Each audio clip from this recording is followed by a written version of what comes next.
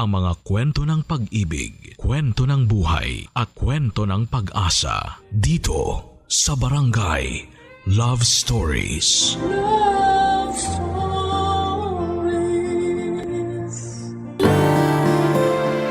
Hindi basta nakukuha ang respeto dahil hindi rin ito basta pwedeng ibigay.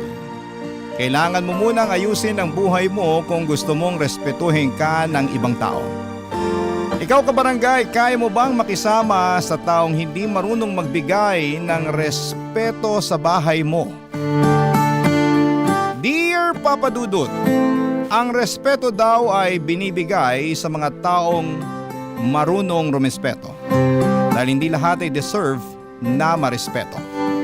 Hi po sa inyo at sa mga kabarangay na nakikinig ngayong tanghali, tawagin niyo na lamang po ako sa pangalang Kai. 27 years old at nagtatrabaho bilang isang IT department, isang IT. At matagal na po akong nakikinig sa inyong programang Barangay Love Stories. Estudyante pa lamang ako ay avid listener niyo na po ako. At hindi ko naisip na darating ako sa point na sulat ko naman ang maririnig kong binabasa ninyo sa radyo. Dalawa lamang kaming magkapatid ni Kuya Larry. Kaya masasabi ko na close kaming dalawa. Hindi kami clingy sa isa't isa pero kapag oras na may problema ako, nakakapagsabi naman ako sa kanya at ganon din siya sa akin. Nakakapagkwento din ako ng mga tungkol sa naging girlfriend ko noon. Pero mas madalas siyang magkwento kasi mas marami siyang naging karelasyon. Isa na nga doon si Ate Shen na palagi niyang bukang bibig kapag nagkwekwentuhan kaming dalawa. Hanggang sa dinala na niya ito sa bahay at pinakilala sa amin ni Nanay Papa Dudut.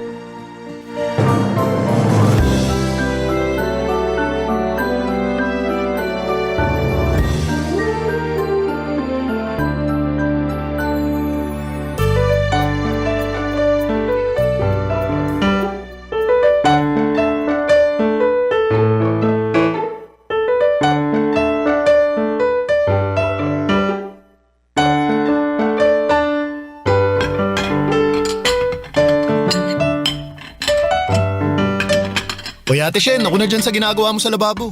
Ayos lang. Ako nang magliligpit ng mga pinagkainan natin, Kai. Ay nako, bisita ka dito kaya dapat hindi ka nagliligpit. Hindi naman ako basta bisita lang dito sa bahay nyo. Girlfriend ako ng kuya mo, kaya ibig sabihin, may responsibilidad din ako dito sa bahay. Pero nakakahiya naman sa'yo. First time mo dito sa bahay tapos ikaw pang nagliligpit ng mga pinagkainan natin. Sus, ayos lang yun. Sanay naman akong magligpit sa bahay namin eh. Sigurado ka ba na ayos ka lang dyan, Ate Shen? Oo naman. Lumabas nga pala yung kuya mo para bumili ng ice cream. Sabi ko nga sa kanya, wag na eh. Pero gusto niya yatang manood tayo ng movie sa sala mamaya. Mahilig talagang kumain si Kuya Larry ng ice cream habang nagmo-movie marathon kami. Kaya pala ayaw niyang paawat sa pagbili ng ice cream. Ay, siya nga pala. Dalhin mo na pala kay tita yung mainit na tsaa na nasa lamesa. Nag-iinit kasi siya ng tubig kanina para sa tiyaan niya. Sabi ko ako nang magbabantay. Sige, dadalhin ko na to sa kanya. Nay, eto na po ang tiyaan niyo. Oh, bakit ikaw ang nagdala niya? Nasaan si Shen? Nagliligpit po eh. Hinayaan mo lang siya magligpit mag-isa sa kusina? Opo, kasi ang sabi niya, siya na raw po ang bahala doon. Sinabi ko na nga po na dapat hindi siyang nagliligpit kaya lang ayaw niyang paawat doon sa kusina eh. Hayaan mo na at mukhang masipag talaga ang batang yan. Masipag agad? Hindi ba pwedeng nagpapakitang gilas lang? Ay, hindi, joke lang yun ay. Baka isumbong niyo ako kay kuya, papagalitan pa ako nun mamaya. Naku, ikaw talaga kung ano-ano sinasabi mo dyan. Pero mukha namang mabait ang girlfriend ng kuya mo, di ba? Opo. Medyo madaldal din po siya. Ang dami niyang kwento habang kumakain tayo kanina. Kulang na lang. Gawa niya ng nobela yung talambuhay niya. Naku, yun nga ang nakakatuwa kasi mas nakikilala ka agad natin siya sa mga kwento niya. Pero hindi rin po tayo sigurado kung gaano ba katotoo yung mga kinuwento niya kanina. Naku, ikaw talaga anak. Baka marinig ni siya niyang sinasabi mo. Ikaw talaga na, joke lang po ulit yun. Ako sana talaga hindi na magpalit ng girlfriend ng kuya mo, ano? Oo nga po, Nay. Nakakapagod na rin po tandaan yung mga pangalan ng mga nagiging girlfriend niya. Pero ramdam ko naman po na seryoso siya kay Ate Shen. Kasi iba yung nakikita kong kislap sa mga mata niya sa tuwing titingin siya sa girlfriend niya di ba? Nako, napansin mo rin pala yun, ano? Opo, Nay. Hindi ko yung nakita sa ibang naging girlfriend niya noon. Sana lang walang tinatagong kakaibang ugali itong si Ate Shen. Papadudot masasabi ko noon na si Ate Shen ang isa sa mga pinaka-sineryoso na girlfriend ni Kuya Larry. Iba kasi ang nakikita kong kinang sa mga mata niya sa tuwing magkikwento siya tungkol dito. Puwera biro pero nakikita ko kung paanong kiligin ang kapatid ko sa girlfriend niya. Hindi niya lang sa akin kinakwento si Ate Shen kung hindi pati na rin sa mga magulang namin. At sobrang excited talaga siya na makilala namin ito.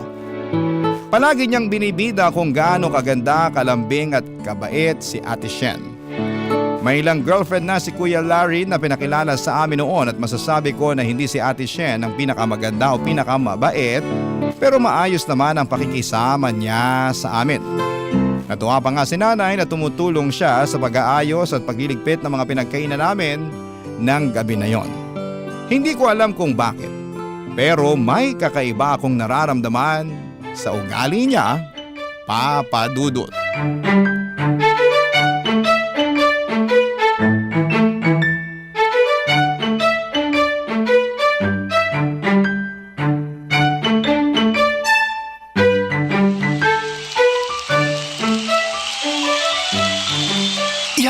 Agawin mo ang bola! Sige! Yan, dali! Takbo, bilis! I-shoot mo na! Bilis! Dali! Ayun! 3 points! Woo! Galing talaga na idol ko! Woo! Kay. Kuya Larry. Aga mo umuwi ngayon Oo, kasama ko Ate Shen mo. Hi, Kai! Hello Ate Shen. Upo ko. Pasensya na, medyo maingay dito sa sala Nanonood kasi ako ng basketball. Ayos lang. Teka, i-off ko lang tong TV. Si nanay pala nasan? Lumabas para bumili ng pusit. Nagre-request kasi si tatay ng adobong pusit para sa hapunan mamayang gabi. Ganun ba? Bakit pala may dala kang malaking bag, Kuya Larry? Mga gamit ni Shen yung laman nitong bag. Dito muna kasi siya titira pansamantala sa bahay. Mga 2 linggo lang naman habang hinihintay ko na maayos ang papeles ko para sa pagtatrabaho ko sa Taiwan. Mag-a-abroad ka pala, Ate Shen? Oo. Sana nga ma-release na kaagad yung working visa ko para matuloy na ako sa Taiwan. At habang naghihintay siya ng visa niya, dito muna siya sa bahay natin. Huwag ka mag-alala, masipag sa mga gawaing bahay itong si Shen. Di ba, babe? Oo naman, syempre. Wala naman tayong magiging problema sa mga gawain dito sa bahay. Kasi mas masipag pa rin ako, Kuya Larry. Mukhang magtatalo pa nga kayo ni Shen pagdating sa paglilinis dito sa bahay.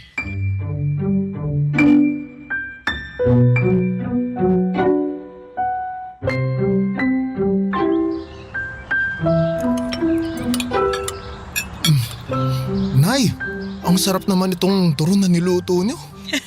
Nako, nilagyan ko kasi ng langkayang niluto kong turon. Kaya naman pala, ibang lasa ngayon Ngayon lang din kasi ako ulit nakakuha ng hinog na langka dyan sa likod ng bahay natin Naku, buti po hindi nabulok yung langka na nakuha niyo.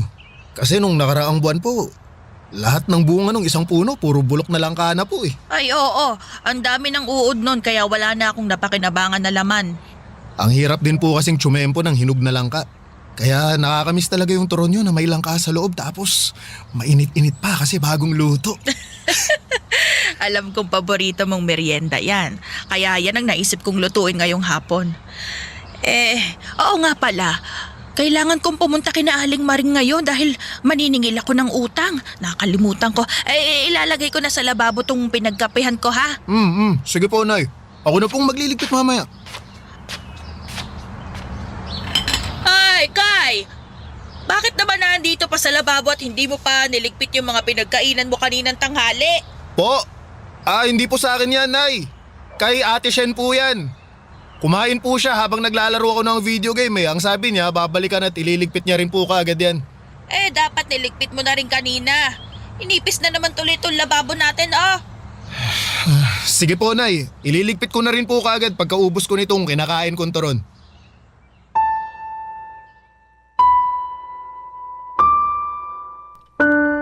Papa Dudut, hindi ko alam kung paano pero nararamdaman ko kaagad na pakitang tao lamang si Ate Shen sa pagiging mabait niya sa amin noong mga unang araw na nakilala at nakasama namin siya.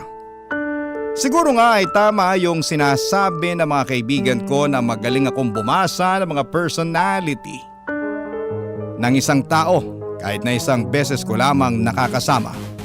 Yun kaagad ang nakita ko kay Ate Shen at hindi ako nagkamali ng isama siya ni Kuya Larry para pansamantalang tumira sa bahay namin, Papa Dudut. Barangay Love Stories. Barangay Love Stories. Papa Dudut, sa pagkakatanda ko ay 2 linggo lang dapat sa bahay si Ate Shen. Pansamantala lang daw siyang titira sa bahay habang wala pa siyang trabaho. At ilang araw pa lamang siya sa bahay nang lumabas na nga ang totoong ugali niya.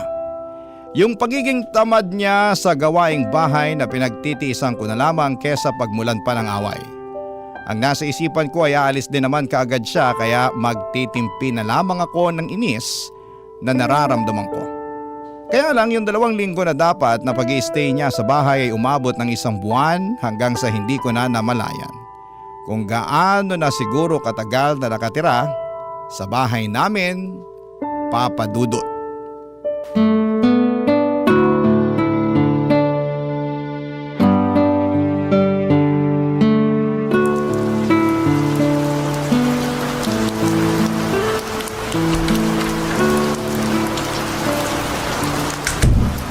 Ay, sa wakas, nakauwi na rin ako.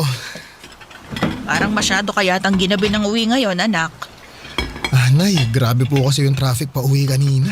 Ganun talaga kapag Biyernes na ng gabi. Hindi ka pa nasanay. Naku, iba po yung traffic kanina, Nay. Akala ko makakatulog na ako sa biyahe ko eh. Yan ang iiwasan mong mangyari. Dahil baka na mamadukutan ka sa jeep kapag nakatulog ka. Kaya nga po pinipigilan ko talaga na mapapikit kasi baka mapalalim ang idlip ko kapag nagkataon.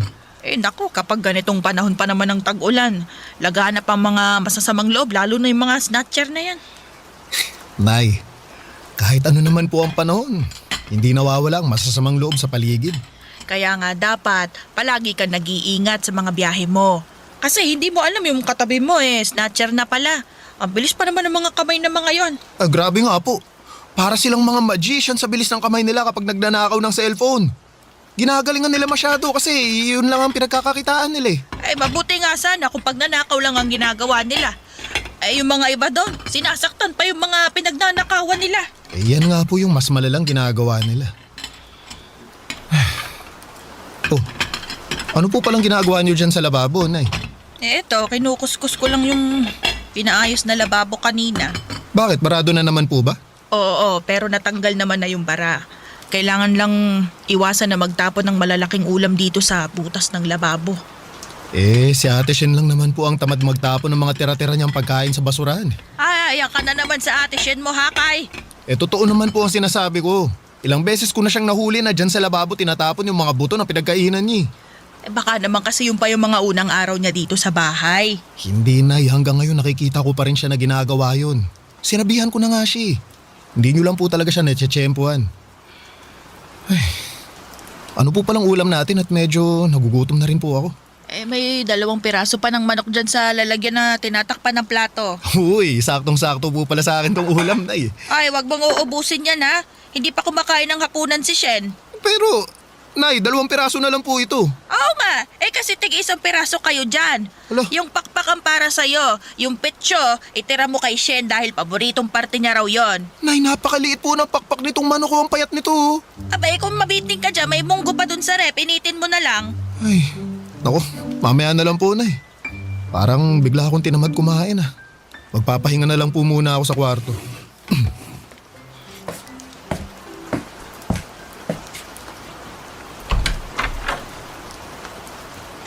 Sandali nga. Bakit parang may nagbago sa pwesto ng mga gamit ko? Saka, nasan yung power bank ko dito sa lamesa? Baka hiniram lang ni Kuya Larry. Ay, makapagpalit na nga lang muna ng damit.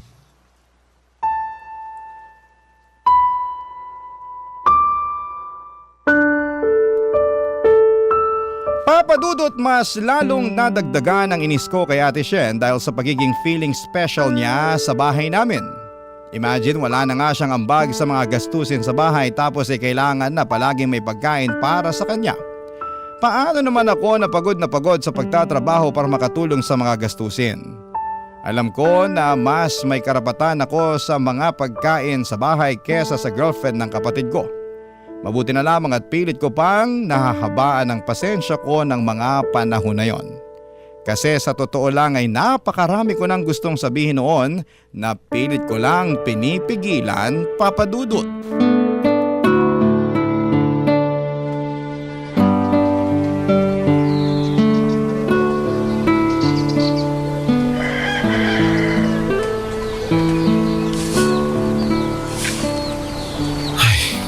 Ang bilis namang magkaroon ng alikabok nitong sahig namin. Lalo na dito sa ilalim ng sofa. Oh, Kuya Larry, aalis ka? May kailangan akong ipaprint ng mga document eh. Baka sumabay na ako kay siya umuwi mamaya kasi may naasikaso rin siya para sa working visa niya. Dito rin ba kayo maghahapunan? Ako kasi ang magluluto ng ulam mamaya eh. Baka hindi na. Sa labas na lang siguro kami kakain. Sige. Hindi ko na kayo ipagluluto ni Ate Shen mamaya ha? Wag na. Lalabas na ako ha. Sige kuya, mag-iingat ka. Sige. Mabuti naman at hindi kakain dito yung sampid sa bahay. Kunti lang tuloy ang kailangan kong lutuin mamaya. Ayos. Nasaan ba yun? Parang naalala ko na dito ko lang sa kahon yun inilagay. Nay, anong hinahanap nyo? Yung pulang duster ko na nilabhan ko noong isang araw, hindi ko makita. Wala po ba sa kwarto nyo ni tatay? Wala nga eh. Alam mo ba, nakahapon ko pa hinahanap yon. Saan naman po kaya mapupunta yun? Kayo lang naman po ang nagda-duster dito sa bahay. Ayun nga, hindi ko nga rin alam. Sigurado naman kasi akong nilagay ko lang yun sa aparador kasama ng mga ibang pambahay ko eh. Baka po nahalo lang sa ibang damit. I-check ko po mamaya ang mga gamit ko. Baka doon ko na ilagay yung duster nyo. Mabuti pa nga.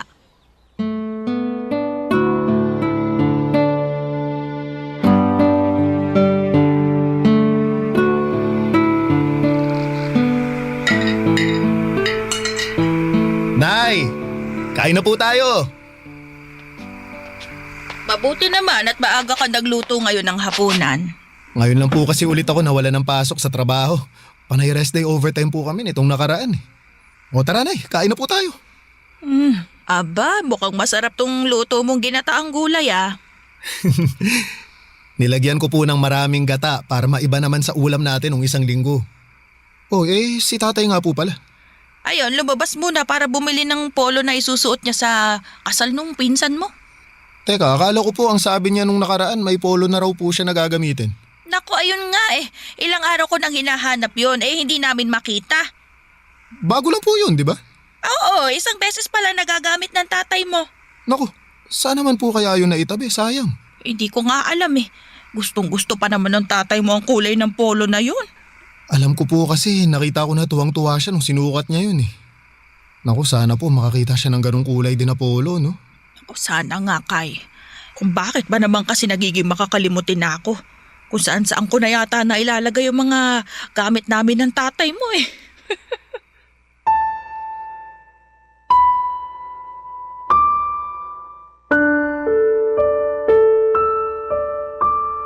Papadudot, mula nang tumira si Ate Shen sa bahay ay madalas na may nawawalang mga gamit sa amin noon. Nung una iniisip ko na nagkataon lang talaga yon, pero habang tumatagal ay napapadalas na ang pagkawala ng mga gamit namin. Ayoko talagang magbintang pero sobrang sakto kasi ang pagtira niya sa bahay sa pagkawala ng mga gamit namin.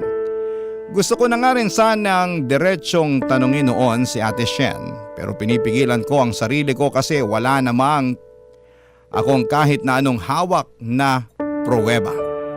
Isa pa ay maliliit na gamit lang naman namin na mga nawawala noon. Iniisip ko rin na ano namang gagawin ni Ate Shen sa mga nawawalang gamit namin kung siya talaga ang kumuha noon, Papadudot. Barangay Love Stories. Barangay Love Stories. Papadudot habang tumatagal ay lalong lumalala ang hindi magandang ugali at pakikisama ni Ate Shen. Lalo na kapag ako lang ang kasama niya sa bahay. Lumalabas talaga ang totoong sama ng ugali niya at katamaran niya. Hindi lang pagiging tamad niya ang isyo ko kung hindi ang pagiging makalat at burara niya. Kung saan-saan nagkakalat ang mga damit niya na madalas ako pa ang naglalagay sa laundry basket. Tapos palagi niya ring iniiwan sa lababo ang pinagkainan niya nang hindi niya nililigpit. Gusto ko na siyang pagsabihan noon kaya lang baka ako pa ang pagalitan ni nanay. Kaya naman tiniis ko na lamang lahat ng hindi magandang pag-uugali niya. Lalo na at sinabi ni Kuya Larry na malapit nang umalis sa bahay si Ate Shen, Papa Dudut.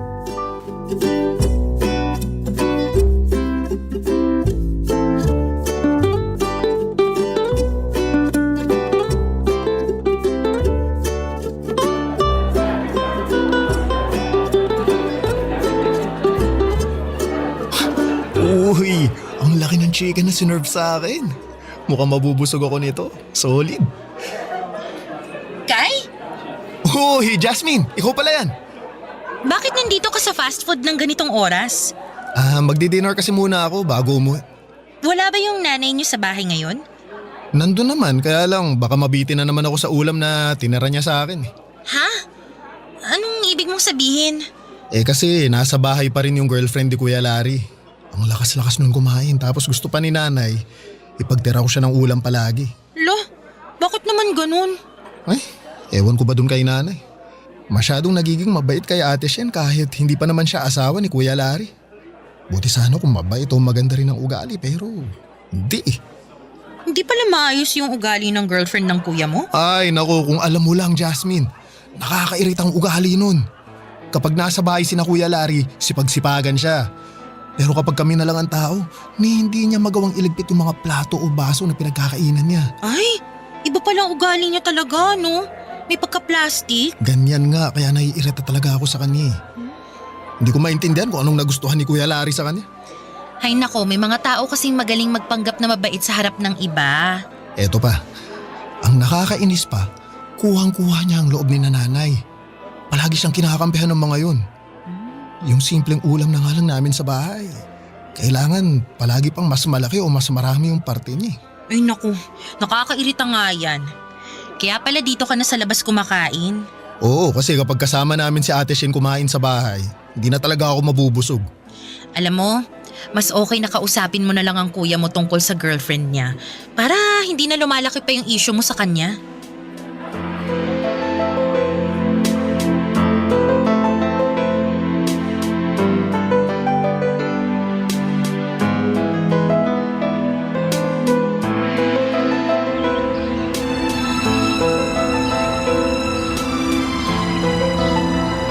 Hello kuya? Pwede ko bang hiramin yung slacks mo? 3 slacks yung pants ko. Anong kulay yung kailangan mo? Meron ka ba nung kulay beige? Yung kasi kailangan namin sa party next weekend eh. Meron akong ganyang kulay sa kwarto. Yun, sakto. Hindi na ako bibili kasi magkasing sukat lang naman tayo ng pantalon eh. Oo, kaya wag na. Kasi hindi ko rin nagagamit yung mga yon. Check mo na lang sa aparador sa kwarto ko. Wala naman doon si Shen kasi sabay kaming umalis kanina kaya pumasok ko na lang doon ha. Sige kuya, papasok na lang ako sa kwarto mo ha. Okay, ibababa ko na rin tong tawag. Salamat ulit kuya, bye.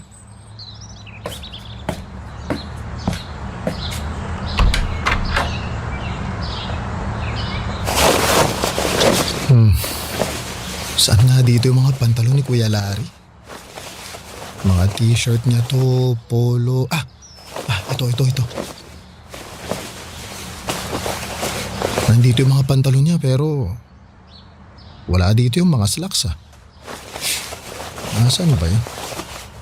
Ayun, ito. Nakita ko na rin sa wakas. Nandito lang pala sa ilalim kasi siguro hindi niya na masyadong ginagamit. Teka, ano tong kahon na nasa ilalim? Mabuksan nga. Uy, mga gamit namin to ah. Alam ko to, power bank ko to. Sombrero ko. duster ni nanay, polo shirt ni tatay, kung ano-ano pa. Bakit nandito ang mga to? Sinong naglagay ng mga gamit na to dito? Ate Shen? Teka, hindi kaya si Ate Shen? Papadudo, tuluyan nang nasira ang peace of mind ko sa bahay namin mula nang tumira doon si Ate Shen. Mula sa pakikisama ko sa kanya, sa pagtitiis ko ng hindi niya magandang pag-uugali at sa pagtatago ko ng sekreto niya. Ang sekreto na siya ang kumukuha ng nawawalang gamit namin sa bahay. Gusto ko na ring sabihin yon noon kay nanay. Kaya lang ay may sakit siya noon at ayoko makadagdag pa sa iisipin niya ang kakaibang ginagawa ni Ate Shen. Kakaiba kasi, hindi naman mamahalin ang mga gamit na kinukuha niya mula sa amin. Mga maliliit na bagay lamang yon at hindi ko alam kung anong dahilan niya sa pagkuha ng mga yon.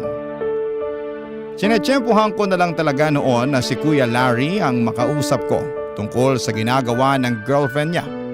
Kaya lang ay madalas na hindi nagkakatagpo ang oras namin sa bahay, Papa Dudut.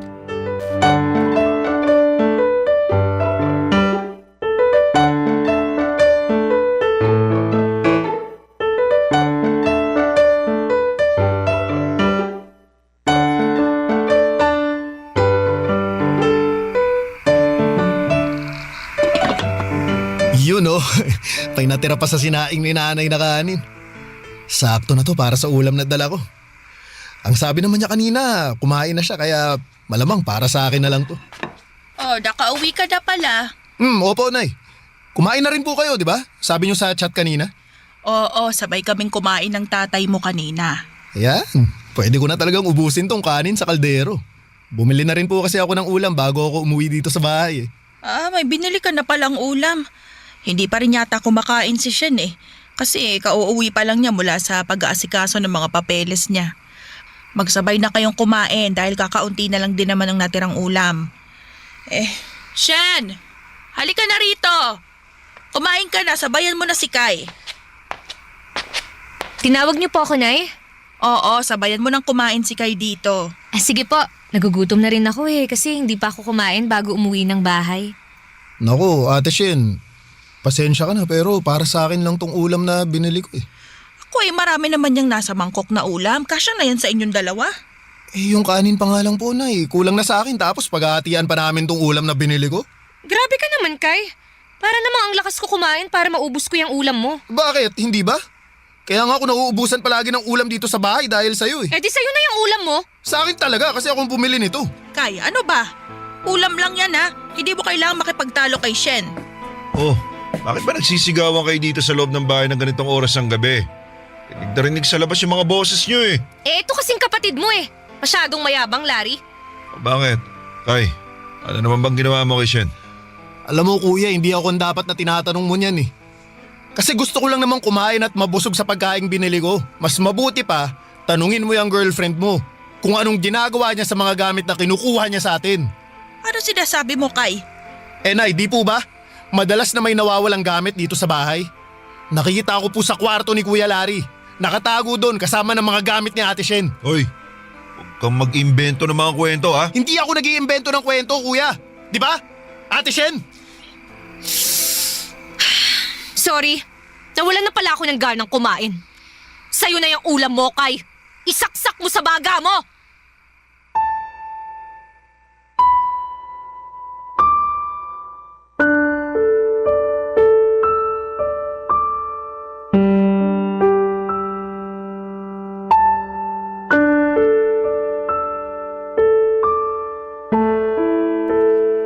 Papadudot, mahaba talaga ang pasensya ko.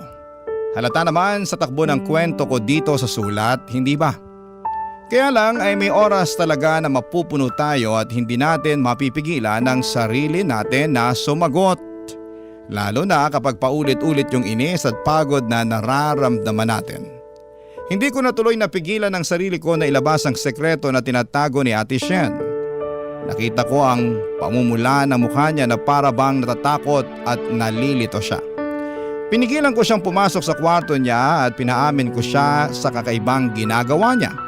Nauutal-utal na rin siya sa pagsasalita noon pero hindi na niya naitanggi pa ang sinasabi ko tungkol sa mga nalaman ko. Hindi niya pinaliwanag kung bakit niya ginagawa yon at nag-walk out na lamang siyang bigla.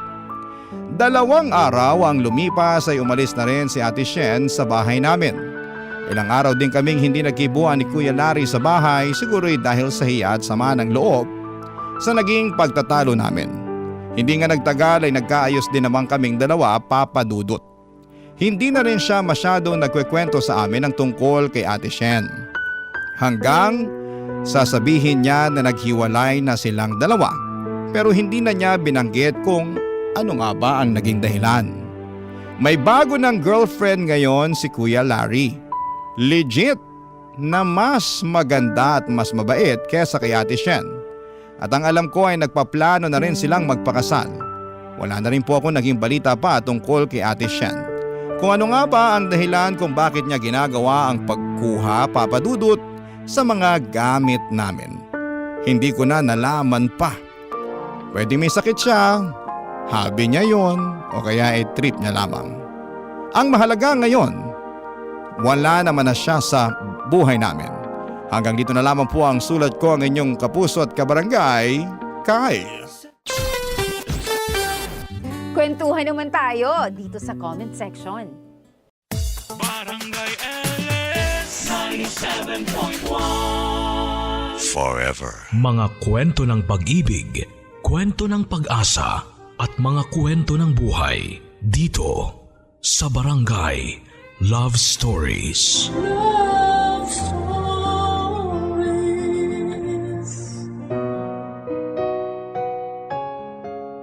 Ang anak na pinalaki sa layaw at pangungonsinti ay tatandang manggugulang sa sariling magulang. Dear Papa Dudut, isang magandang araw sa inyo at sa lahat ng ating mga kabarangay. Ako po si Jigs, 25 years old. Nagtatrabaho bilang isang virtual assistant at isa sa mga libo-libo ninyong listeners na nakatutok araw-araw para sa inyong mga magagandang kwento na talagang tagos sa puso. Matagal ko na rin pong gustong sumulat sa inyo pero ngayon lamang po ako nagkaroon ng lakas ng loob na sumulat. Lalo pat meron akong pinagdaraan ng problema at sana'y makatulong ang ating mga kabarangay sa aking pagdidesisyon. At ito po ay may kaugnayan sa aking pamilya. Lalong-lalo na po sa aking nakababatang kapatid na si Junel. Lumaki po sa hirap ang mga magulang namin, Papa Dudut. Ang nanay po namin ay high school lamang ang natapos. Samantalang ang tatay po namin ay vocational lang po ang nakayanan. Pero dahil masipag at madiskarte po sila at sinuwerte din naman kahit na papaano at walang matinding suliranin na dinanas, ay kahit na papaano ay gumaan naman po ng kaunti ang buhay namin. Ang tatay po namin ay repairman ng aircon at ang nanay po namin ay magaling sa sales. At lahat na po ata ng produkto ay naibenta na niya. Make-up, gamot, pagkain at maski nga po lupa ay nakapag-ahente na rin po siya. At dahil po doon ay nakapagtapos naman po kami ng pag-aaral at ngayon nga po ay sinuwerte rin na makakuha ng trabaho bilang virtual assistant sa isang kumpanya na nakabase sa ibang bansa. Ngunit kung ano man po ang swerte na inabot namin sa usaping pinansyal, ay parang nabawi naman sa kamalasan dahil sa ugali ng kapatid ko, Papa Dudut. 5 taon po ang agwat ng edad namin ni Junel. Pero hindi tulad ko, ay hindi na po nakatapos ng high school ang kapatid ko dahil sa katamaran. At isa pa pong masaklap dyan, ay parang may sakit na nga po ang kapatid ko, ang pagiging klepto. Sa totoo lang, Papa Dudut, ay mga bata pa lamang kami ay palagi na kaming nag-aaway ng kapatid ko. Bukod sa medyo malayo po kasi ang agwat namin ay magkaiba nga po kami ng ugali. Sa tingin ko po ay may kinalaman din dyan ang pagpapalaki na ginawa ng mga magulang namin kay Junel. Ilang beses po kasing nakunan si nanay pagkatapos akong ipinanganak. Kaya nang pinanganak si Junel ay tuwang-tuwa po sila. To the point na medyo parang na-spoil na nga po nila ang kapatid ko. Junel! Junel! Bakit? Ikaw nakabagsak nitong cellphone ko, no? Hindi! Huwag kang bintangero! Anong hindi? Eh ikaw lang naman mahilig kumuha nitong cellphone ko at maglaro dito eh. Di ko alam yung sinasabi mo. Di ako nakabasag niyan, no? Eh sino pala nakabagsak nito? Multo? Basta hindi ako yan! Bintangero ka! Oy, ano ba yan? Bakit nagsisigawan na naman kayo? Tingnan mo, Nay! May crack tong cellphone ko, oh! Eh bakit ako kagad pinagbibintangan mo? Eh sino pa ba may kagagawa nito? Oo nga naman, Jigs. Bakit kasi si Junel kagad ang naisip mo? Eh sino pa po bang ibang gagawa nito dito sa bahay natin? Si tatay. Eh malay mo natabig lang o kung ano. Tapos walang nakapansin. De! Tingnan nyo, oh! Tingnan nyo na ginagawa niyan. Nangasar palalo. Kayo kasi, Nay, palagi niyong kinakampihan yan eh. Jigs, wag mo akong pagtaasan ng boses. Sorry po, Nay. At Junel, wag mo namang ginaganyan ng Kuya Jigs mo. At Jigs, kausapin mo naman ang mahinahon nitong kapatid mo. Ikaw ang nakatatanda eh. Dapat ikaw ang nagpapasensya. Eh, Nay, nakakainis eh. Yan lang naman na mahilig makialam ng gamit ko. Tapos itong cellphone ko palagi niyang kinukuha ng walang paalam para paglaruan. Hindi naman po tama yun. O Junel, ikaw naman kasi. Bakit naman hindi ka nagpapaalam sa kuya mo? Eh naglalaro lang naman po ako eh. Bakit kasi hindi nyo nalang din ako ibili ng cellphone? Eh masyado ka pang bata. 10 years old na nga ako, Nay. Yung mga kaklase ko may cellphone na rin. O siya, sige. Ibibili ka na nga namin para matigil na yung lintik na away nyo sa cellphone na yan. Ano? Yes! Basta yung mura lang ha, dahil bata ka pa. Nay, bakit naman ganun? Ako yung nasira yung cellphone tapos si Junel yung ibibili niyo ng bago? Yung mura lang ang bibili namin sa kapatid mo, para lang matigil na yung away nyo. Yung cellphone mo, kaya namang i-repair yan ng tatay mo. Huwag na kayong mag-away tungkol dyan. Ay, ewan ko sa inyo, Nay. Hoy! Jigs! Aaminin ko po, Papa Dudut, na lumaki po ako na iniisip na ang paborito ng aking mga magulang ay ang aking nakababatang kapatid. Kapag ako po ang nagkakamali ay sigurado pong pagsasabihan ako at sasawayin. Pero kapag ang kapatid ko po ang nagkakamali at mas madalas pa po siyang magloko kaysa sa akin ay sasawayin po siya. Pero saglit lang. At kung minsan nga po ay parang pinapabayaan na lamang. Hindi ko po alam kung dahil ba ito sa pagod lang sila na sumuway at magalit sa kapatid ko dahil tiyak na hindi rin papatalo ang isang yon. O kung dahil ba mas paborito lang ito sa akin. Kapag kami naman po ay nagkakabanggaan ng kapatid ko, matik na po yan nasasabihan ako na huwag nang patulan dahil ako ang nakakatanda.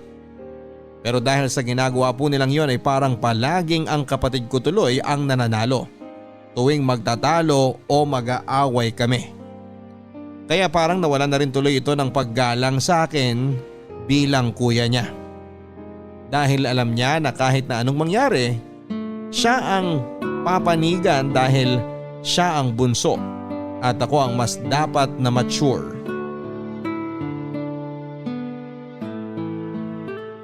Jigs! Jigs! Ano po yun? Pumunta ka nga dito.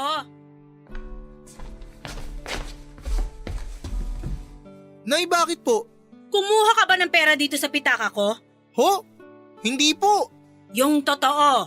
Hindi nga po. Bakit ko naman po gagawin yun? Eh ang tanda ko kanina may naiwan pa akong 500 dito eh. Bakit 400 na lang ang andito? Hindi ko po alam. Ano ba yan? Eh tatatlo lang tayo na andito sa bahay. Sino ba ang kukuha dito? Eh, Nay, baka si Junel lang nangupit dyan. At At bakit naman mangungupit yung kapatid mo 12 anyos lang yun? Di ba kapag pinabibili niyo yun sa tindahan, kadalasan hindi na nga niya binibigay yung sukli? Iba naman yung hindi pagsasauli ng sukli sa pangungupit. At saka yung mga sukli-sukli na yon, barya-barya lang naman yung natitira. Kaya ayos lang na ibigay ko na. Nay, alam niyo naman na minsan hindi ko yun ginawa sa inyo kahit nung bata ako. Sandali nga po. Janelle! Janelle! O bakit? Ikaw ang nangupit sa pitaka ni nanay, no? Hindi! Sino pa bang kukupit kay nanay? 3 lang tayo dito sa bahay ngayon. Kanina, 500 daw yung nasa pitaka niya. Ngayon, 400 na lang. Ewan ko! Umamin ka na kasi. Hindi nga ako eh. Tama na! Tama na! Papayaan nyo na! Ha? Hindi pwede, Nay. Kailangan malaman natin ang totoo. Hindi nga ako! Tama na, Jigs! Sige na! Tumigil na kayo! Baka nalito lang ako kanina. Baka nagkamali lang ako ng bilang. Tingnan mo! Sigaw ka pa ng sigaw dyan! Nay! Alam ko na nawalan talaga kayo ng pera. Huwag naman kayo magsinungaling. Jigs, tama na nga sabi eh. Tapos na ang usapan. Hinding-hindi ko po makakalimutan ang pangyayaring yon, Papa Dudut. 8 years ago, Sabado ng hapon. Yon ang araw na unang nangupit si Jonel sa amin. Tandang-tanda ko po dahil kakatapos lang po ng birthday ko noon. Mga 2 araw pa lang ang nakakalipas. Pero nagkaroon na po agad ng malaking away sa amin.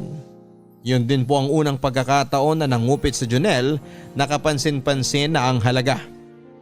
Kung dati nakagawian lang po nito na manguha ng basta-basta ng mga barya sa bahay o kung hindi man ay hindi na magsoli ng sukli, sa edad na 12 anyos ay natuto na rin po itong mangupit ang kapatid ko. At kahit na wala po akong pruweba ng mga panahon na yon na si Jonel ang nangupit dahil sa mga sumunod na parehong mga insidente na nangyari sa bahay namin, ay naging sigurado na po talaga ako, Papa Dudut, na hindi lamang nalito si nanay noon sa bilang niya ng pera niya sa wallet. Sigurado ako na si Jonel nga po ang nangupit sa wallet niya. Pagkatapos po kasi noon ay ilang beses ko na ring nahuli itong si Jonel na pumapasok sa kwarto ni nanay kapag walang tao dito. At dahil may sarili namang kaming kwarto na magkakapatid ay wala namang dahilan para pumasok siya sa kwarto nila. Pero nung kinuwento ko po yun kay nanay ay pinagkibit balikat lamang niya ito. At nang tahasan ko siyang tinanong kung nawawala na ba siya ng pera, ay sinabi lang niya na hindi naman. At huwag ko na raw pag-isipan ng masama ang kapatid ko. Sa totoo lang po, Papa Dudut, tingin ko ay kaya rin lumaki ng magaspang ang ugali ng kapatid ko ay dahil kinukonsinti po ng mga magulang ko ang mga masasamang ugali nito noong bata pa lamang siya. Toddler pa lamang po kasi ay talagang makulit, aligaga at may pagkamatigas na ang ulo ng kapatid ko. Pero dahil bata pa siya noon at cute pa, sa halip na sawayin po nila ang kapatid ko ay parang aliw na aliw pa sila. Tulad ng pagkaaliw ng iba naming mga kamag-anak kapag sumasagot ito ng pabalang sa mas matanda sa kanya. O kaya ay kapag napapaaway o may ginawang kabulastugan ito, Papa Dudut. Ang cute daw kasi, bata pa lamang ay parang matanda na kung magsalita at umasta. In short ay siguro po ay sa murang edad ng kapatid ko ay tumatak na sa isipan niya na nakakatuwa sa ibang tao kapag bastos ka at wala kang modo. Sa katunayan kapag may mga bisita o kaya ay kapag may pinupuntahan kaming birthday o reunion, ay palagi kaming nakukumpara ng kapatid ko. Ako daw ang tahimik at masipag sa school, pero ang kapatid ko naman daw ay ang brusko at siga. At may isa pa nga pong tiyuhin na humihirit noon na wala na raw palang iisipin pa ang mga magulang ko. Dahil ako daw ang mag-aahon sa kanila sa kahirapan. Samantalang ang kapatid kong bunso ay pupwedeng maging pulis na magiging tagapagtanggol nila. Kaya lang lumipas po ang panahon at lumipas na rin po ang pagiging bata at cute ng kapatid ko. At ang naiwan na lang ay ang kanyang pagiging pasaway at matigas ang ulo. Wala sa pagiging cute ay naging isa na lang itong malaking konsumisyon.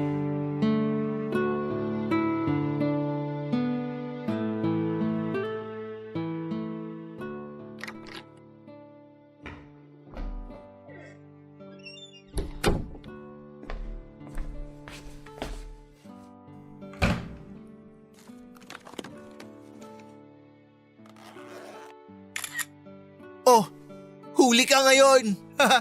Hoy, anong ginawa mo? Di pinicturean kita sa akto.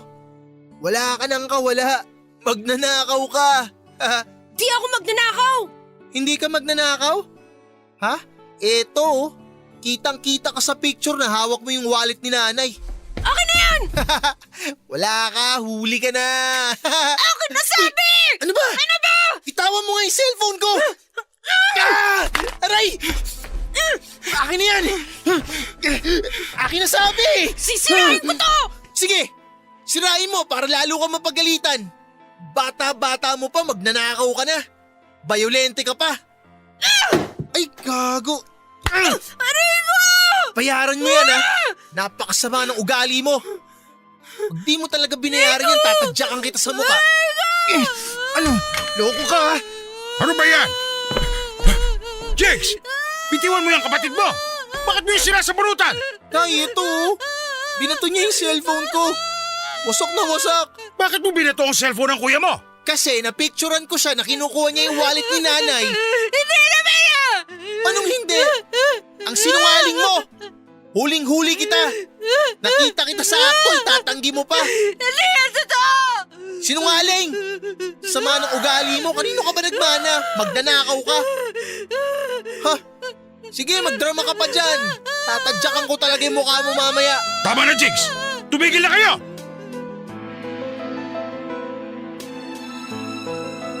Pareho po kaming napagalitan ni Jonel Papadudut. Pero hanggang sa huling pagkakataon ay hindi talaga ito umaamin sa kasalanan niya. Sobrang galit ko po talaga noon sa kapatid ko. Lalo pat binasag niya ang cellphone ko na napakarami ng mga pictures at mga alaala na nakasave. At ang masaklapan niyan ay pinag-ipunan ko po ang cellphone na yon. Papadudot gamit ang tinipid kong baon. Pero sa isang iglap lang ay nawala ito ng dahil pa sa kapatid ko. At siguro nga po sa puntong yon ay nalaman na talaga ng mga magulang namin ang pangungupit ni Jonel. Kahit pa hindi talaga ito umamin. O baka noon pa nila talaga alam, pero dahil nagkaroon ng gulo ay napilitan silang harapin. At siguro pampalubag loob na rin sa akin ay binili na lamang din po nila ako ng bagong cellphone na katulad nung binasag ni Jonel. Pero kahit pa ganoon po ang ginawa ng mga magulang ko ay hindi po nito naibsan ang galit ko sa kapatid ko at ang hinanakit ko sa kanila.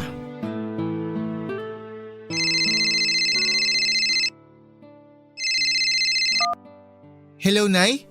Jigs, pumunta ka nga dun sa kwarto. Kunin mo yung isa ko pang ID dun sa drawer sa cabinet. Picturean mo at ipadala mo sa akin dahil kailangan ko daw ng isa pang ID para dito sa permit. Sige po.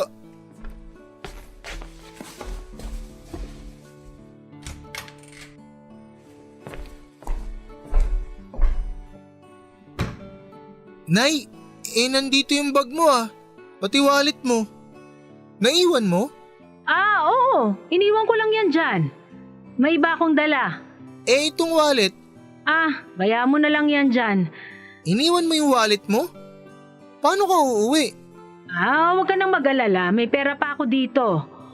Yung ID, nahanap mo na? Nay, naguguluhan po ako. Bakit?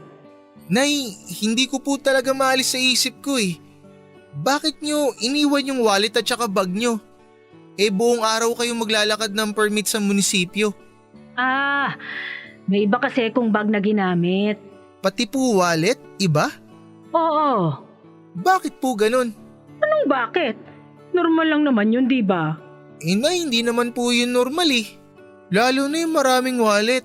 Normal lang sa mga babae ang maraming ginagamit na bag at wallet ng sabay-sabay. Bakit parang dati hindi naman kayo ganyan? Ay, hindi mo lang napapansin dati. Nay, umamin nga kayo.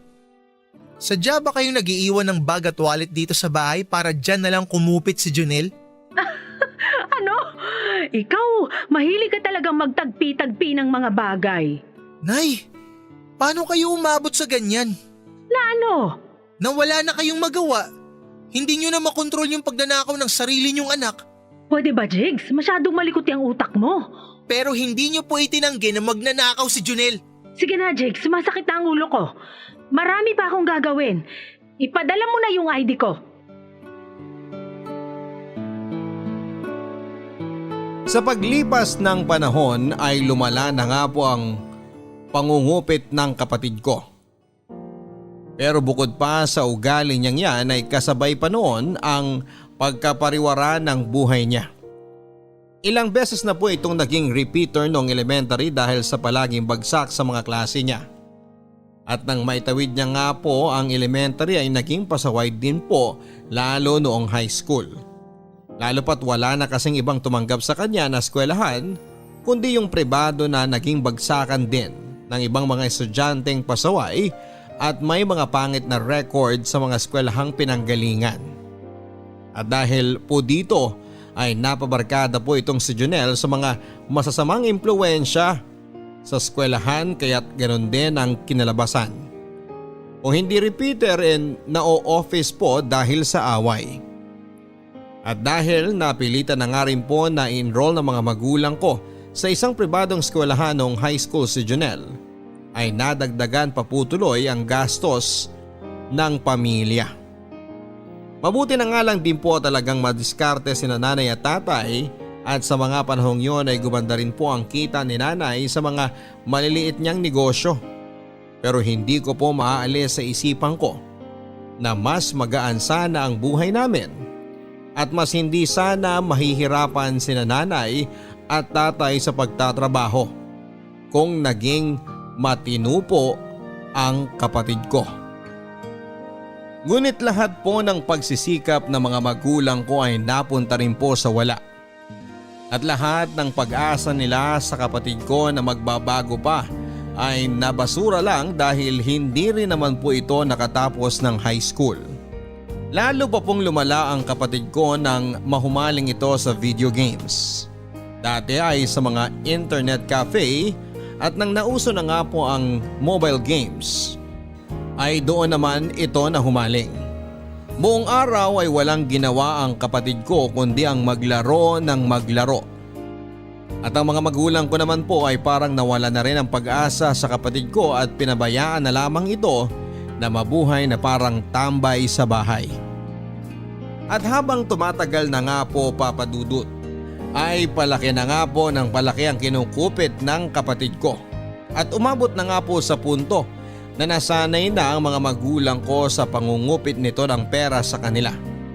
Hanggang sa nag-iiwan na sila ng isang wallet na may pera at kung hindi man ay nag-iiwan ng pera sa bulsa ng pantalon o shorts. Para doon na lang po kukuha ang kapatid ko sa halip na sa totoong mga wallet o pinagtataguan nila ng pera.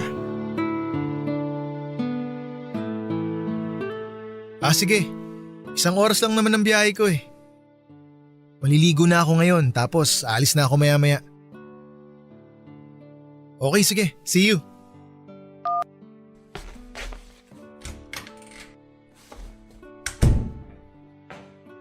Nako, tandaan mong mabuti at baka hindi mo na naman dyan nilagay.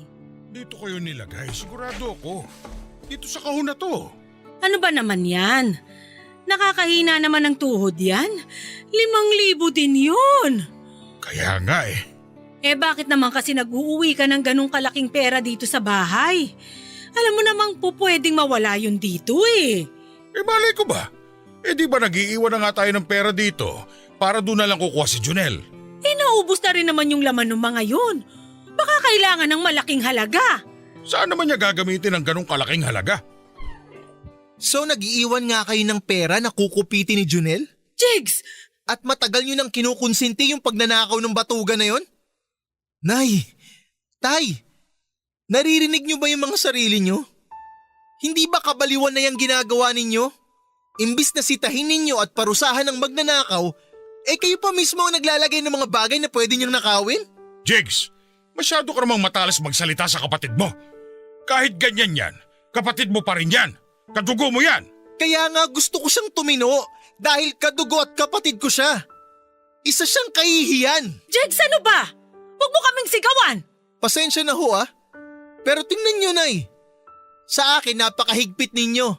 Pero dun sa kapatid ko na batugan na yon, hindi kayo makapalag. Dahil ikaw ang mas matino.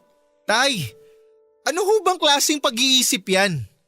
Hindi ho yan dahilan. Yung kapatid ko ayaw nyo po bang tumino? Tay, 23 anyos na yun. Wala pa rin pupuntahan ang buhay niya. Paano pag nawala na kayo? Sino magpapakain dun? Sino magbibigay ng mga luho nun? Dahil siguradong hindi ako. Dahil hindi ko kukonsintihin yung ugali nun. At baka nga ako pa mismo magpakulong dun Jigs, bakit ka ba ganyan magsalita? Dahil puno na ho ako, Tay. At parang mababaliw na ako dito sa bahay na to sa totoo lang. Bakit ho kasi pinalaki nyo ng ganun si Junel? Nagsimula sa pa-20-20 nung bata. At dahil pinabayaan ninyo, ayan, umabot na sa 5,000. Bukas, magkano na kaya nanakawin nun? Jigs, ganyan na talaga ang kapatid mo. Hindi na magbabago yan. Kailangan niyang magbago, Nay. Hindi po pwedeng hindi. Hindi tama na hindi. Baka mamaya kapag hindi na sapat ang mga ninanakaw nun dito, magnakaw na yun kung kani-kanino sa labas. At Nay, Tay, sigurado ako na ang kababagsakan ni Junel kung hindi mapapatay yan, mabubulok sa kulungan yan.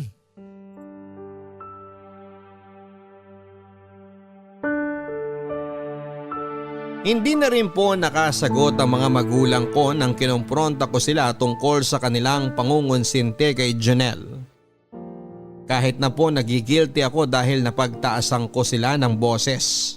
At alam kong nasasaktan ko na rin sila sa mga sinasabi ko tungkol sa pagpapalaki nila kay Junel.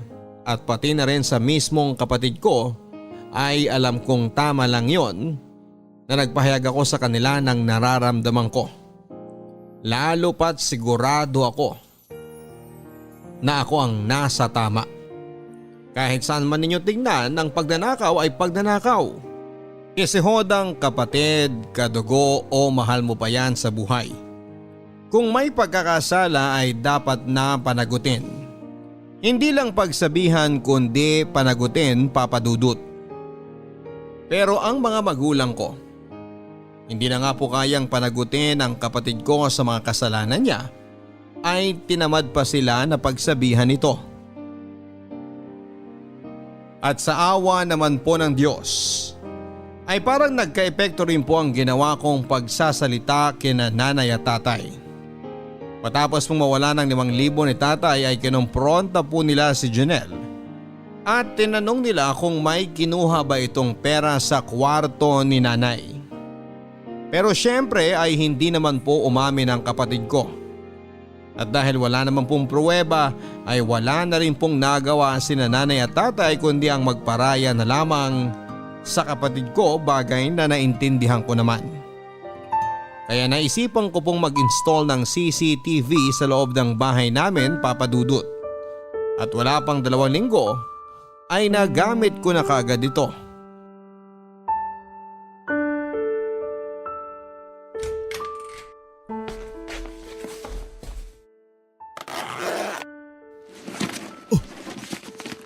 Hala, paano?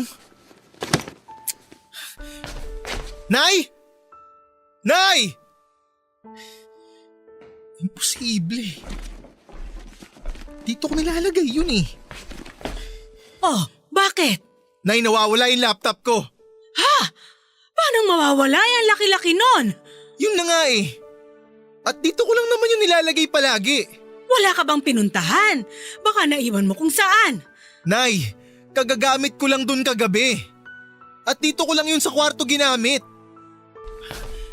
Junel! Junel! Wala ang kapatid mo dito. Umalis kanina pang umaga. Ha? Saan siya nagpunta? Sa kaibigan lang daw. May dala ba siyang malaking bag? Meron. Pero Jigs, hindi magagawa yan ng kapatid mo. Nay, anong hindi? Nasaan ho ba kayo ng ilang dekada? Jigs, oo, nangungupit ang kapatid mo. Anong nangungupit, Nay? Hindi lang kupit ang ginagawa niya. Nakaw. Hindi ho ba ninakawan niya kayo ni tatay? Wala pang 2 linggo? Pero wala rin tayong pruweba doon. Sinong kukuha ng laptop ko? Kayo? Si tatay? Baka naman sabihin niyo sa akin multo ang kumuha, Nay. Ay. Tamang-tama, Nay. Panoorin natin dalawa. Sabay natin tingnan. Eto, yung CCTV. Nakakonekta dito sa cellphone ko yun eh.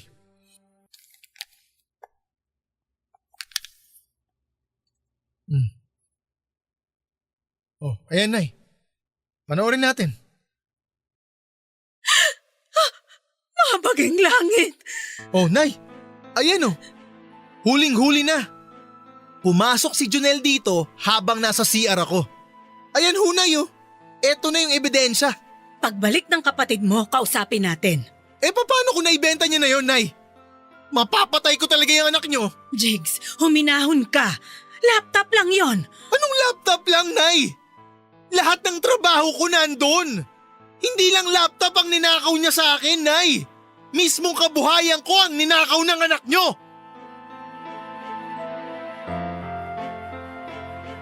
Nanlumo po ako ng husto ng mga oras na yon, Papa Dudut.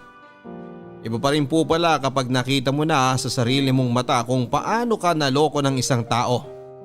At sigurado rin po ako, Papa Dudut, na ganoon din po ang nararamdaman ng mga magulang ko nang nakita nila sa mismong mga mata nila ang nakuna ng CCTV na na-install ko.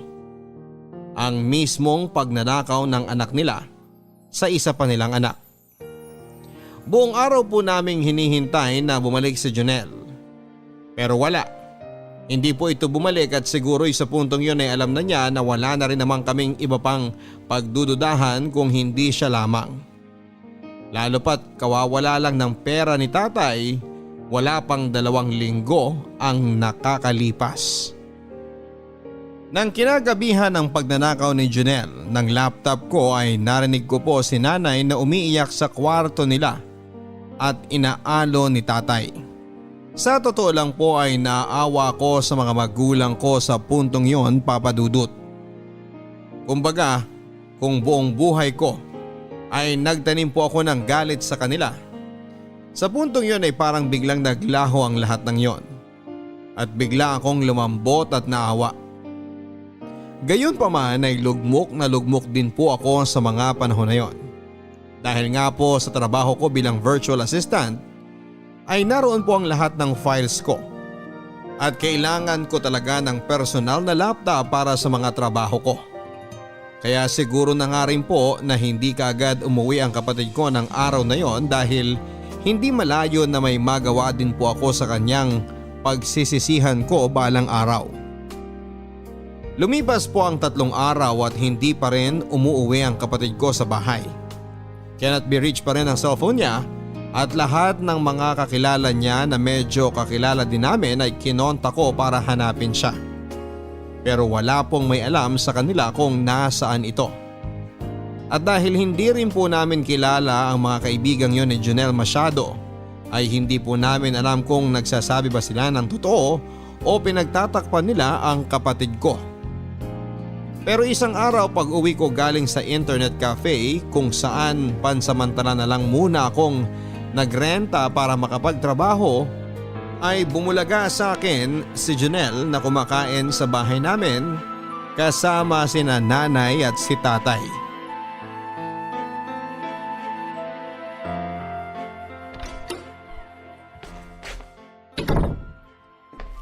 Nay, nagdala ako ng ulam. Anong ginagawa mo rito, hayop ka? Sandali Ang kapal ng mukha mo! Anak, teka! Kumalma ka lang! Hoy, ibalik mo yung laptop ko! Jigs, sandali lang. Pakinggan muna natin ang kapatid mo. Bakit, Nay? Ano na naman ba ang idadahilan yan? Jigs, nalagay sa delikado ang buhay ng kapatid mo. Kaya niya nagawa yun. Anong nalagay sa delikado? Ako mismo, Tay, ang maglalagay sa peligro sa buhay niyan! Napakakapal ng mukha mo! Puro ka palusot! Puro ka dahilan! Tama na, Jigs! Pakinggan mo muna ang kapatid mo! Kaya ako, Nay! Kailan niyo ho ba ako pakikinggan? Ha? Tay, kailan? Tingnan niyo nga nangyari dyan! Lumala ng lumala yan! Hanggang mismong kapatid niya, ninakawan niya na! Jigs, pinagbantaan ang buhay ng kapatid mo dahil na-scam siya ng isang negosyante. Gusto na sana niya magtayo ng maliit na negosyo na magre-resell ng mga rubber shoes na imported. Ang dami na niyang nakuhang kliyente. Pero nung dineposito na daw niya yung pera, tinakbuhan na siya. Jigs, alam kong maraming naging kasalanan ng kapatid mo. Pero sinusubukan na niya magbago. Magbago? Huwag niyo sabihin sa akin na bilog na naman ito ang ulo niyo at nagpapaniwala na naman kayo dyan. Jigs, bigyan mo naman ng pagkakataon ng kapatid mo. Marami na siyang nagawang kasalanan. Pero lahat naman ng tao ay pwede magbago. At natuto na siya. Tay, isipin niyo na lang ha. Pinagbantaan ng buhay? Sino naman na magbabanta sa buhay ng balasubas na yan? Yung mga sinasabi niyang customer ko, no? Sinong hunghang ang papatay ng tao para lang sa sapatos? Ang bababaw na sinasabi niyang dahilan. Pinaiikot niya lang kayo. At kung totoong nagbago yan, bakit nagnakaw siya at hindi na lang humingi ng pera sa atin? Bakit kailangan niya pa tayong nakawan? Bakit niya pa kailangan nakawin yung laptop ko? At hindi lang isang beses to nangyari, Tay. Noon pa, alam na nating lahat na magnanakaw yan. Hindi lang natin pinag-uusapan, pinagtatakpan nyo lang, kinukonsente nyo kasi. Di huwag ka maniwala. Laptop lang yan, nagkakaganyan ka. Hoy, yung laptop na ninakaw mo, doon nakasalalay ang kabuhayan ko. Doon lang naman din kami kumukuha ng pinapalamon namin sa'yo. Kasi yung pera na ibibili na lang sana ni nanay ng bigas, iniiwan pa niya kung saan-saang mga lugar na madali mong makikita para matustusan niyang pagnanakaw mo. Di babayaran ko. Wala kang pera. Ikaw ang mukhang pera, tanga, dahil ikaw ang magnanakaw. Kriminal ka. Junel, huwag ka na kasi sumagot! Junel! Jigs! Tama na! Tama na! At kahit pabayaran mo yon, hindi ko tatanggapin. Dahil sigurado ako na manggagaling din sa nakaw yung ibabayad mo. Tama na! Tama na! Ipapapulis ko talaga yan si Junel, Nay. Jigs! Anak naman! Yun lang ang paraan para matuto yan. O di sige! Ipapulis mo ako! Ang sama ng ugali mo, gago ka! Gago pala. Makikita mo, tanga. Jigs, ano ka ba naman? Pag-usapan natin ito bilang isang pamilya. Tay, hindi talaga tayo magiging maayos hanggat hindi nyo ginagawa ng paraan yung cancer na yan sa pamilyang to. Talagang kakasuhan ko yan si Junel. Buo na ang pasya ko. Gago, tingnan natin ang tapang mo, tanga. Jigs! Parang awa mo na! Magkaroon ka naman ng habag sa kapatid mo! Parang awa mo na, Jigs! Babayaran na lang namin ang tatay mo ang laptop mo! Kahit doblehin pa namin! Ganyan nyo talaga kamahal yung balasubas nyong bunso, ano? Sige, huwag kayong mag-alala. Hindi ko na siya kakasuhan. Kakalimutan ko na lang ang lahat. Pati na rin ang pagiging miyembro ko ng pamilyang to. Nay, ito yung ulam. Ipakain nyo dyan sa anak nyo. Jigs! Jigs! Jigs! Nagdilim po ang paningin ko nang nakita ko si Junel ng araw na yon sa aming hapagkainan. At kasama ang aking mga magulang na wari mo'y wala lang nangyari. Sa totoo lang po ay hindi ko po alam kung kanino ako mas nagalit noon. Sa kapatid ko na nagnakaw ng laptop ko o sa mga magulang ko na nagpabilog na naman ng ulo sa sinungalin kong kapatid. Hindi po kapanipaniwala ang kwento ni Junel Papadudut. Napakaraming butas at mga pangteleserye na mga kaganapan. Ang duda ko po noon ay siguro'y ipinanglakwatsa o bisyo lamang niya ng kanyang mga kabarkada o kung hindi man ay baka ipinatalo lamang niya sa mga pustahan sa mga games niya. Sa dalawang iyon naman po kasi umiikot ang buhay ni Junel. Sa mga kabarkada at sa paglalaro ng games. At kaming pamilya niya ay alkansya lang niya ang tingin niya. Sa tingin ko nga rin po ay alam din naman ng mga magulang namin na puro kasinungalingan lamang ang mga kwento nito. Pero pinabayaan na lang nila dahil ang mahalaga lang naman siguro sa kanila ay nakauwi at nasa piling na nilang muli ang kanilang bunso. At nang nagmakaawa po si nanay na huwag ko nang kasuhan si Junel sa pagnanakaw nito ng laptop ay doon ko na po talaga na-realize kung sino talaga ang mas mahal at ang paborito.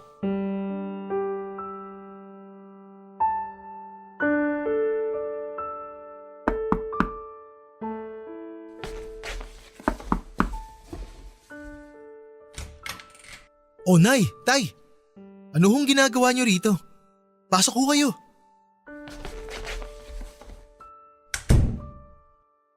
Jigs, anak. Umuwi ka na sa bahay. Pinapauwi niyo na po ako sa bahay. Bakit po? Pwede ko na hubang kasuhan si Junel sa pagnanakaw niya sa akin? Jigs naman. Nakakalungkot naman yung mga sinasabi mo eh. Nakakalungkot po talaga, Nay. Dahil ngayon, talagang mas naging malinaw sa akin na si Junel ang paborito at mas mahal ninyo. Jigs, kaya nga kami narito ng nanay mo para suyuin ka ng bumalik sa atin. Hindi rin namin kaya na hiwa-hiwalay at watak-watak tayo. Hindi ko ho kayang tumira sa iisang bahay na alam kong may kasama akong kriminal. Jigs, masyado namang grabe ata ang sinasabi mo. Kapatid mo pa rin si Junel. At krimen pa rin ang pagnanakaw. Tay, kahit bali-balik ta rin nyo, kriminal pa rin ang anak ninyo. At ako, biniktima niya. At gusto nyo na patawarin ko na lang siya ng basta-basta? Magkasundo kami at kalimutan na lang ang lahat na nangyari? Bakit ho ganon? Eh anong balak mo? Hindi ka uuwi sa atin hanggat hindi kami puwapayag na kasuhan mo ang sarili mong kapatid? Oo, yun nga ho ang plano ko. Ay, anak naman, alam mo ba kung gaano kalaki ang gastos dyan sa binabalak mo? Eh baka mas malaki pa ang magastos mo sa abogado kaysa sa laptop na yun eh. Kumonsulta na ho ako sa abogado. At magiging madali lang daw po ang kaso, lalo pat may ebidensya ako na galing sa CCTV. Jigs, naririnig mo ba ang sinasabi mo? Gusto mo talagang makulong ang sarili mong kapatid para dun sa computer mo? Nay, hindi niyo ho talaga makuha yung pinanggagalingan ko eh. Hindi lang ho ito tungkol sa laptop. Tungkol ho ito sa paninindigan. Tungkol ho ito sa tama at mali. Tungkol ho ito sa hustisya. Hustisya na kailanman ay hindi ko naramdaman sa pamilya natin. Mga bata pa lang kami, ako na palagi ang nagpaparaya dyan kay Junel. Ako na ang palaging nag-a-adjust kapag inaatraso niya ako. Ako lang ang palaging umiintindi. Kung kayo kaya niyo magpikit mata dyan sa pagnanakaw at pagsisinungaling ni Junel, ako hindi. Hindi ko naman anak yan eh. Kaya hindi ko siya kailangan tiisin. Nay, Tay, buong buhay ni Junel. Bata pa lang siya, pinalaki niyo na sa layaw at kinonsinti niyo. Sa halip na kayo ang gumabay at tumuwid sa mga pagkakamali niya. Kayo pa ang nagpakontrol sa bisyo niyang pagnanakaw. Jigs, tama na. Talaga hong tama na. Nay, Tay, nagpalaki kayo ng halimaw. Pero hindi ako papayag na pati ako kontrol-kontrolin at magpa-under sa kanya. Lalo na ngayon na ako ang biniktima niya. Ay, kaya Nay, Tay, pasensya na ho kayo. Pero mabuti pa, umuwi na po muna kayo. Mukha kasing hindi ho tayo magkakasundo eh.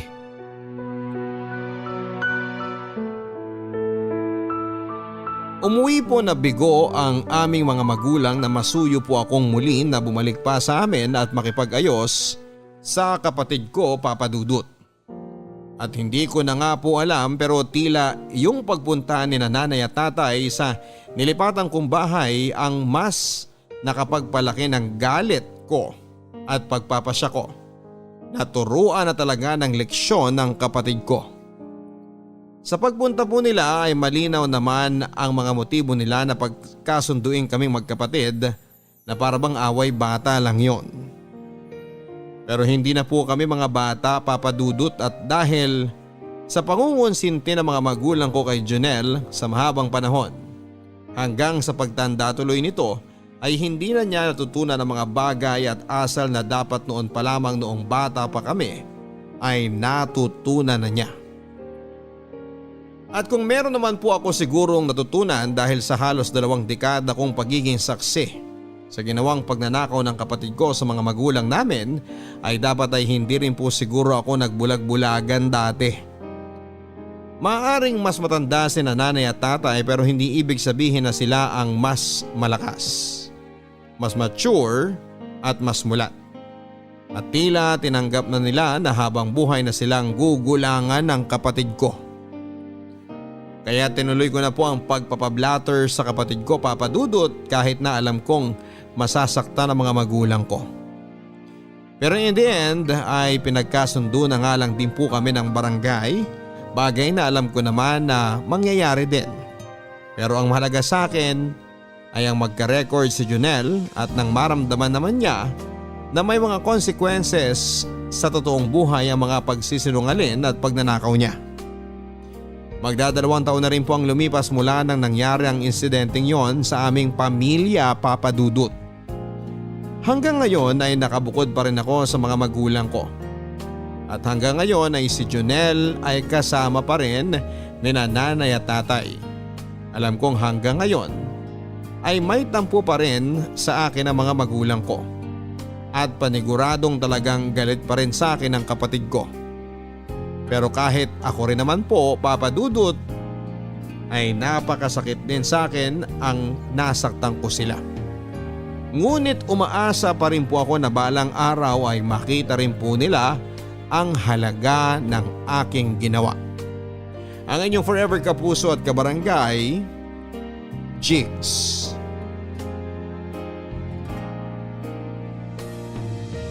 Mga kwento ng pag-ibig, kwento ng pag-asa at mga kwento ng buhay dito sa Barangay Love Stories. Love